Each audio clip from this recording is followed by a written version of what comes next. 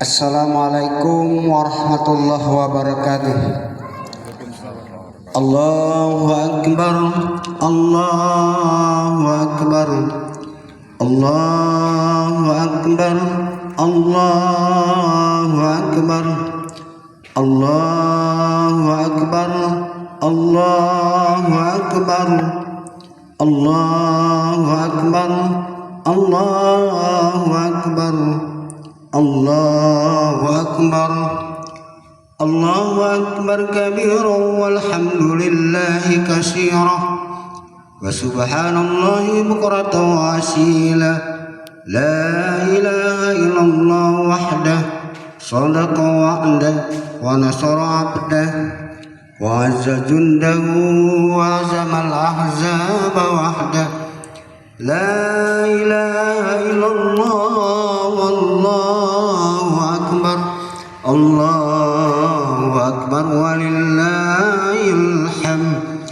Alhamdulillahillazi hadana li hadza wa ma kunna linahtadiya laula an hadanallah. Asyhadu an la ilaha illallah wahdahu la syarikalah wa asyhadu anna Muhammadan abduhu wa rasuluh. Allahumma shalli wa sallim ala Muhammadin wa ala alihi wa sahbihi wa man walah.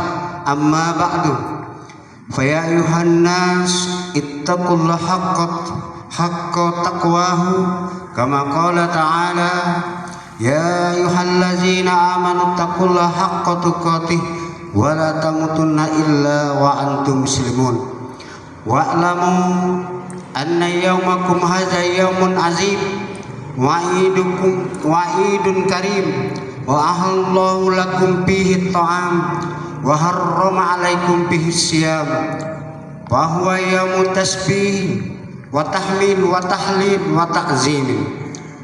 Fasabbahu rabbukum fihi wa 'azzamuhu wa tubu ilallah wastaghfiru innahu huwal ghafurur rahim. Allahu akbar, Allahu akbar, Allahu akbar walillahil hamd. Ma'asyiral muslimin, jemaah salat Idul Fitri yang diberkahi oleh Allah Subhanahu wa taala. Kalimat tauhid di atas tentunya bukan hanya sekedar diucapkan, tapi perlu diyakini dengan sepenuh hati bahwa tiada Tuhan, tiada ilah yang berhak kita sembah kecuali Allah Subhanahu wa taala. Dan keyakinan tersebut dibuktikan dengan pengabdian dan penghambaan diri kita kepada Allah Subhanahu wa taala dengan berbagai macam ibadah yang kita lakukan. Hadirin yang dimuliakan oleh Allah Subhanahu wa taala, di setiap Ramadan kita selalu mendengar dan bahkan hafal hadis Rasulullah sallallahu alaihi wasallam yang artinya ketika masuk bulan Ramadan maka syaitan-syaitan dibelenggu, pintu-pintu surga dibuka dan pintu-pintu neraka ditutup. Hadis riwayat Bukhari dan Muslim. Memang begitulah keutamaan bulan Ramadan, di mana setan-setan akan dibelenggu, pintu surga akan dibuka dan pintu neraka akan ditutup.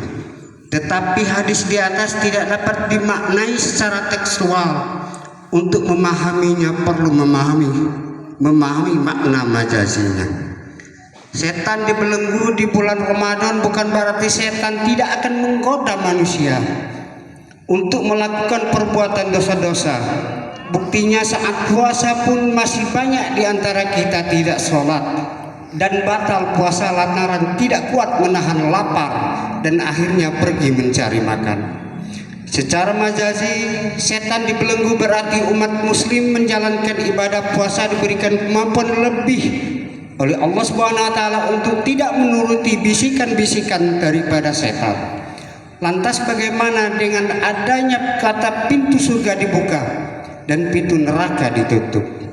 Maka maksud pintu surga dibuka karena di bulan puasa amal soleh akan dilipat gandakan oleh Allah Subhanahu wa taala pahalanya, sehingga kesempatan masuk surga jadi lebih besar. Sedangkan pintu neraka ditutup berarti di bulan puasa kesempatan kita untuk melakukan perbuatan dosa lebih kecil dibandingkan dengan bulan-bulan biasanya. Kehidupan ini sejatinya adalah sebuah ujian dan tidak ada satupun di antara kita hidup kecuali diuji oleh Allah Subhanahu wa taala. Bahkan para nabi dan utusan Allah pun tak luput akan diberi ujian. Sejak kita lahir di dunia ini dihadapkan dengan berbagai ujian. Ketika akan memasuki sekolah ada ujian. Di setiap kenaikan kelas ada ujian, dan bahkan mau lulus pun akan ada ujian. Ketika akan melamar suatu pekerjaan kita diuji, dan saat berpromosi jabatan pun kita akan ada seleksi ujian. Demikian juga kehidupan dunia ini sejatinya adalah ujian, di mana tempat kelulusan adalah kehidupan akhirat kelak, yaitu surga atau neraka, bahagia atau sengsara selamanya. Allah Subhanahu wa taala berfirman, Tabarakallazi biyadihil mulk wa huwa ala kulli syai'in qadir allazi khalaqal mauta wal hayata liyabluwakum ayyukum ahsanu amala wa huwal azizul ghafur. Ujian yang diselenggarakan oleh manusia tentu sangat berbeda dengan ujian yang dilaksanakan oleh Allah Subhanahu wa taala. Ujian di sekolah maupun di dunia kerja sangat bersifat rahasia. Jangankan jawabannya, soal-soalnya pun bersifat rahasia. Sangat berbeda dengan ujian masuk surga. Jangankan soal-soalnya, kunci jawaban pun sudah diberitahukan oleh Allah Subhanahu wa taala dan sudah menjadi rahasia umum. Maka sungguh bodohlah kita jika tidak lulus masuk ke dalam surganya Allah Subhanahu wa taala. Dan kunci masuk surga itu adalah kalimat la ilaha illallah. Itu adalah kalimat tauhid, yaitu kalimat pembeda antara muslim dan non muslim, kalimat penentu kebahagiaan di surga atau kesengsaraan kita nanti di neraka. Nabi sallallahu alaihi wasallam bersabda, innallaha harrama 'alan nar man qala la ilaha illallah yabtaghi bizalika wajhallah. Sesungguhnya Allah mengharamkan seseorang yang mengucapkan la ilaha illallah dengan ikhlas karena Allah Subhanahu wa taala. Hadirin jemaah salat Idul Fitri rahimakumullah, kalimat tauhid yang sudah kita punyai dan kita simpan dalam hati kita bisa jadi tidak tepat kita gunakan untuk membuka pintu-pintu surganya Allah. Hal itu dikarenakan pintu surga terkunci di dalam.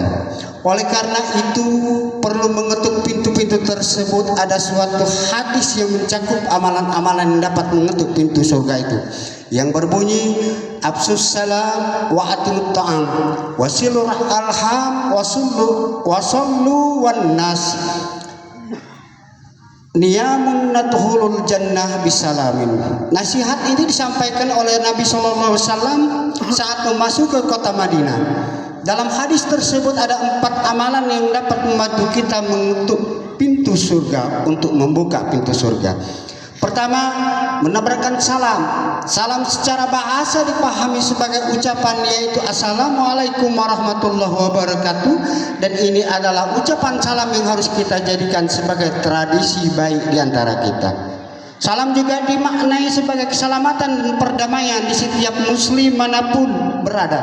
Dituntut untuk menebarkan keselamatan dan perdamaian, baik dalam bentuk ucapan maupun dalam perbuatan, sebagai wujud keimanan kita kepada Allah Subhanahu wa taala. Dan tidak patut seorang muslim menimbulkan keresahan, kerusakan dan kehancuran tatanan kehidupan kita, karena itu menjadi penghalang bagi kita untuk masuk ke dalam surganya Allah Subhanahu wa taala. Kedua, memberi makan. Di antara hikmah diwajibkannya puasa Ramadan adalah agar kita dapat merasakan lapar dan dahaga.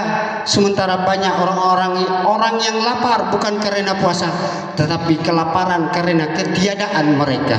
Dan lapar di sini tidak terbatas dengan kosongnya perut dari makanan dan minuman, tetapi kosongnya akal ataupun dari ilmu.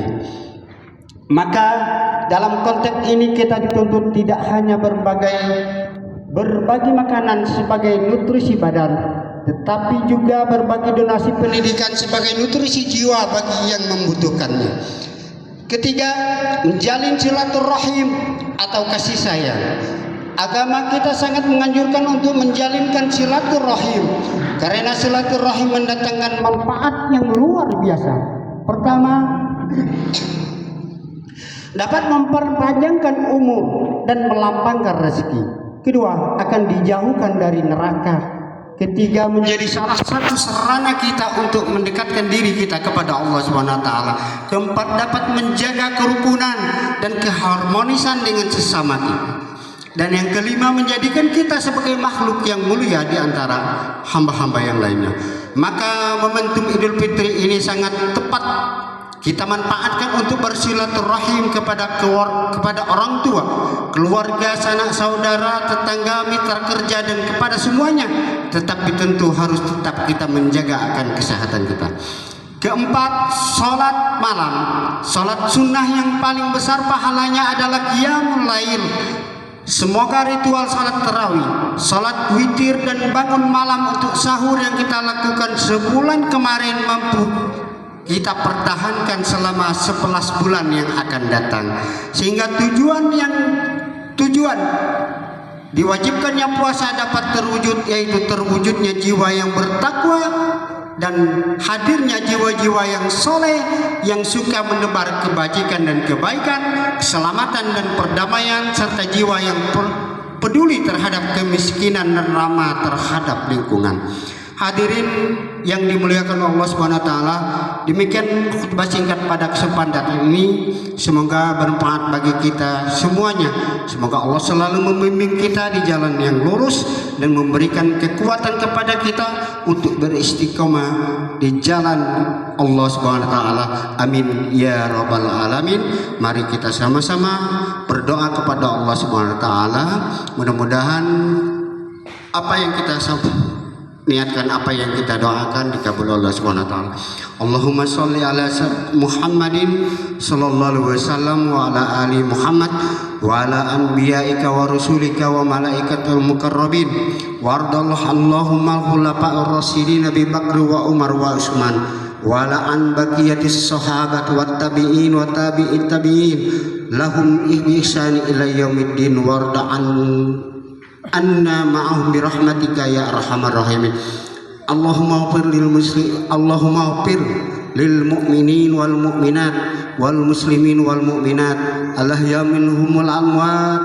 Allahumma anzil islam wal muslimin wa anzil syirka wal musyrikin wansur ibadakal muwahhidin wansur man nasarad din wahzul man khazal al muslimin wa dammir a'da'id din wa'li kalimatika ila yaumiddin. Allahumma ta'anna al bala wal waba wazzalzali wal muhani wa su'al fitan wal mihan ma zahara minna wa ma batan an baldana Indonesia khosatan wa sairal buldanil muslimin ammatan ya rabbal alamin.